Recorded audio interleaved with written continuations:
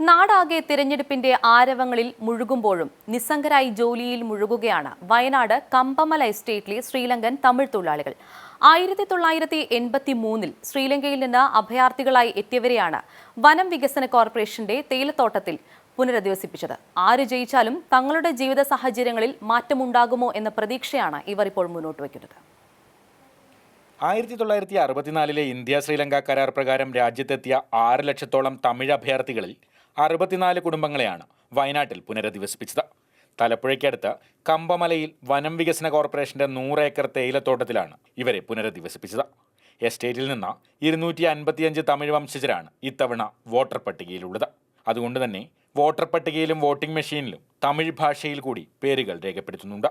എല്ലാ സ്ഥാനാർത്ഥികളും വോട്ട് ചോദിച്ചെത്തുന്നുണ്ടെങ്കിലും തെരഞ്ഞെടുപ്പിനെക്കുറിച്ച് ചോദിച്ചാൽ നിസ്സംഗതയോടെയാണ് തൊഴിലാളികളുടെ പ്രതികരണം. ആര് ജയിച്ചാലും തങ്ങളുടെ ജീവിത സാഹചര്യത്തിൽ മാറ്റമുണ്ടാവില്ലെന്ന് ഇവർ പറയുന്നു. എല്ലാ കാര്യവും കണക്കന്നെ. ഇപ്പോൾ കൊല്ലം വരുന്ന ഒരു 5 വർഷം കൂടുമ്പോൾ എല്ലാവരും പറയും അയച്ചു തരാം, ആന വാങ്ങിത്തരാം, കുതിര വാങ്ങിത്തരാൻ. ഓരോരുത്തർ വന്ന് തിരിഞ്ഞു നോക്കില്ല, ഈ സമയത്ത് മാത്രം കൈയെടുക്കും. തവിഞ്ഞാൽ പഞ്ചായത്തിലെ 6-ാം വാർഡിലാണ് കമ്പമല എസ്റ്റേറ്റ്. വയനാട്ടിലെ ഏക ഭാഷാ ന്യൂനപക്ഷ വാർഡാണിത്. ശ്രീലങ്കൻ അഭയാർത്ഥികളെ പുനരധിവസിപ്പിച്ചിരിക്കുന്ന കമ്പമല എസ്റ്റേറ്റിൽ തെരഞ്ഞെടുപ്പിൻ്റെ ആരവങ്ങളൊന്നും കാര്യമായി കടന്നെത്തിയിട്ടില്ല. ആരു ജയിച്ചാലും തങ്ങളുടെ ജീവിതത്തിൽ മാറ്റമൊന്നും ഉണ്ടാവില്ലെന്ന നിസ്സംഗതയിലാണ് തൊഴിലാളികളിൽ വലിയൊരു വിഭാഗം. ഷമീർ മച്ചിങ്ങലിനൊപ്പം കമൽ, മാതൃഭൂമി ന്യൂസ്, വയനാട്.